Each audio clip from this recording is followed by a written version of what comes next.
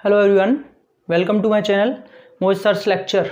बच्चों, आज मैं आपके लिए क्लास 10 से एक वीडियो लेके आया हूँ। Third chapter linear equation in two variables NCERT की एक्सरसाइज 3.2 का क्वेश्चन नंबर 2 और 3 एक साथ कराऊंगा। ठीक है, तो चलिए स्टार्ट करते हैं। क्वेश्चन मैंने लिख दिया है, आप देख सकते हैं। On comparing the ratios a1/a2, b1/b2, c1/c2, find out whether the lines are intersecting, parallel, coincident, consistent और इनकंसिस्टेंट। ठीक है, आपको अभी मैं काफी सारी इक्वेशंस कराऊंगा, मैं आपको पेयर ऑफ इक्वेशंस दूंगा, आपको उनके रेशियोज कंपेयर करके ये बताना है कि वो पैरेलल हैं, कोइंसिडेंट है, इंटरसेक्टिंग है, कंसिस्टेंट है और इनकंसिस्टेंट है। सारी चीजें बतानी है। ठीक है, अच्छा, ये जो क्वेश्चन जो है वो किसके ऊपर बेस्ड किसके ऊपर है?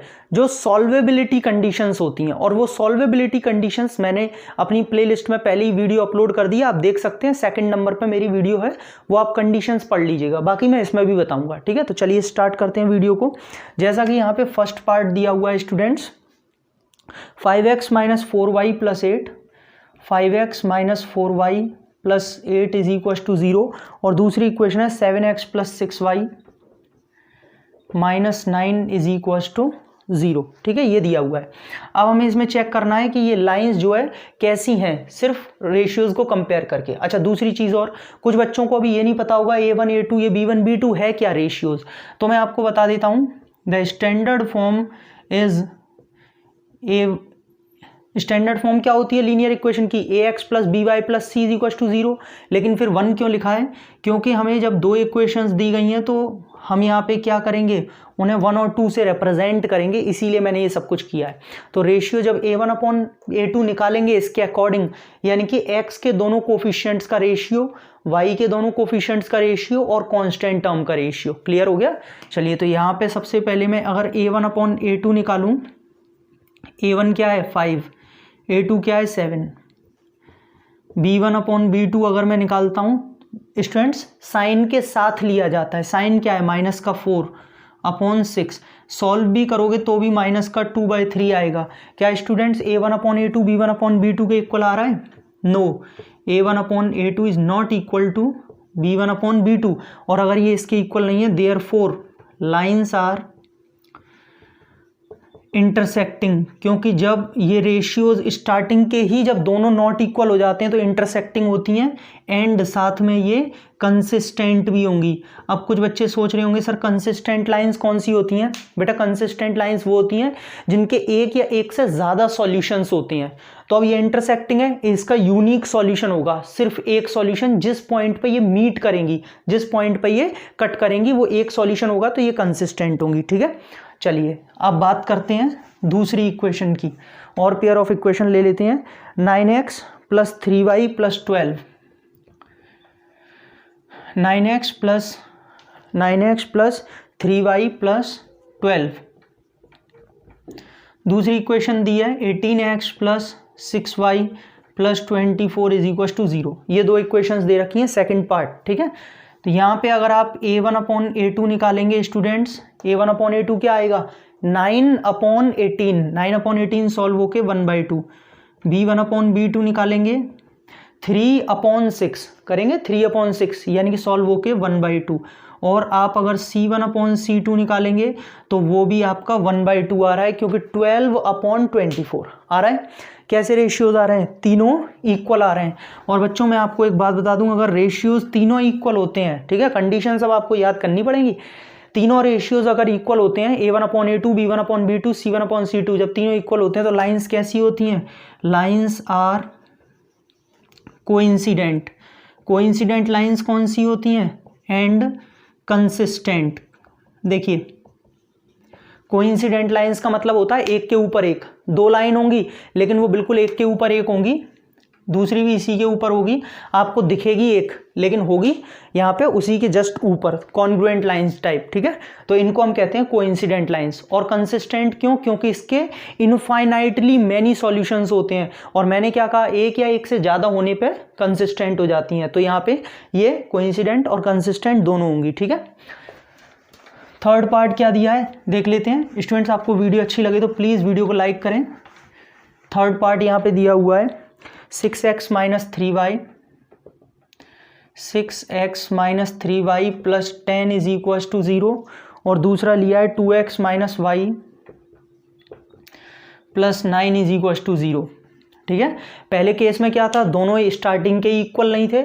जब दोनों स्टार्टिंग के इक्वल नहीं होते हैं तो थर्ड वाले पे नहीं जाते हैं। जो फर्स्ट पार्ट कराया था इंटरसेक्टिंग, उसमें a1/a2 b1/b2 के इक्वल नहीं थे, तो उसमें c वाला नहीं देखते हैं जब पहले ही नॉट इक्वल हो जाए। इसमें तीनों ही इक्वल हैं, इसमें देख लेते हैं। अब a1/a2 क्या आएगा 6/2 यानी कि 3, b1/b2 क्या आएगा -3/-1 यानी कि 3, माइनस से माइनस कट जाएगा। c1/c2 क्या है 10/9।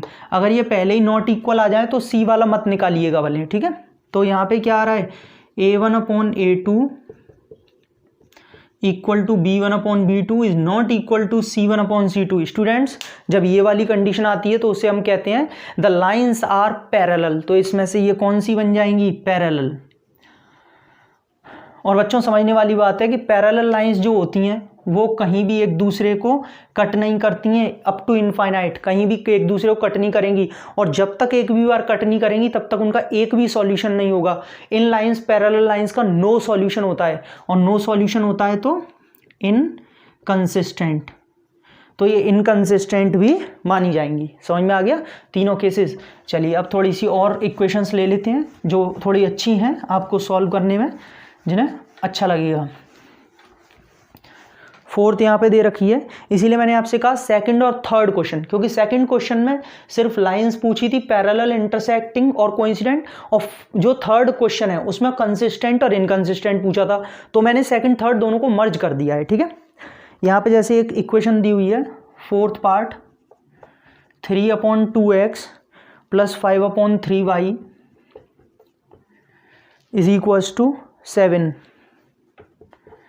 दूसरी है 9x minus 10y is equals to 14। 9x minus 10y is equals to 14। Students, a1/a2 निकालेंगे, क्या आएगा 3/2 को भी डिवाइड करेंगे किससे, 9 से।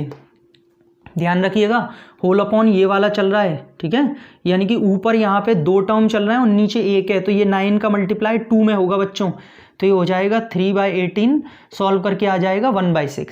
सॉल्व करना तो आता ही होगा, 3/18 1/6। चलिए अब यहाँ से निकालेंगे b1/b2, b1/b2 निकालेंगे 5/3 अपॉन, आप कहेंगे सर माइनस ऊपर लगा दिया, बेटा एक ही बात है, नीचे लगा लो। चलो माइनस का 10, ठीक है, यहाँ से तो ये बच्चों आएगा माइनस का 5/30, सॉल्व होके माइनस का 1/6 आ जाएगा। नेगेटिव भी लेंगे। अब क्या देख रहे हैं, a1/a2 b1/b2 के इक्वल नहीं है, और जब पहले ही दो रेशियोज इक्वल नहीं है तो लाइंस कैसी हैं यहाँ पे, इंटरसेक्टिंग, और इंटरसेक्टिंग के साथ कैसी हैं, साथ में कंसिस्टेंट। एंड लगा लीजिएगा, एंड कंसिस्टेंट और कंसिस्टेंट भी हैं। ठीक है, ये चीज़ क्लियर हो गई। एक इक्वेशन और ले लेते हैं, फिफ्थ वाली, ताकि आपको बिल्कुल ही सारी चीज़ें क्लियर हो जाएंगी। और फिर इसके बाद मैं आपको वो वाली जो है क्वेश्चंस कराऊंगा जिनमें हम इन्हीं के बेसिस पे k की वैल्यूज़ निकालते हैं।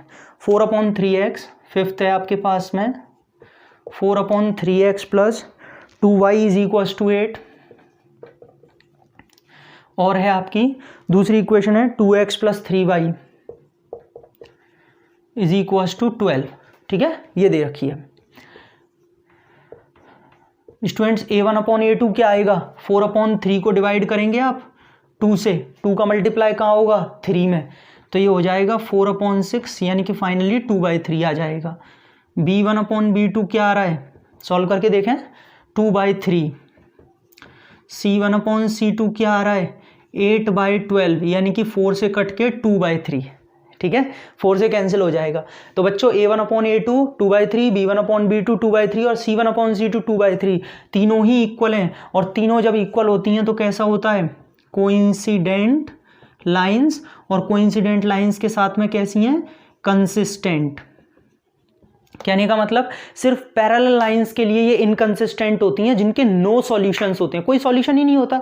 लेकिन इन दोनों के लिए यहाँ पे ये कंसिस्टेंट होती हैं, यूनिक, इसमें सिर्फ एक सॉल्यूशन निकलता है और इसमें इनफाइनाइटली मेनी सॉल्यूशंस निकलते हैं। ठीक है स्टूडेंट्स, तो ये आपका 3.2 एक्सरसाइज से सेकंड थर्ड क्वेश्चन मैंने पूरा कवर किया, क्लियर कर दिया आपको सारी चीजें।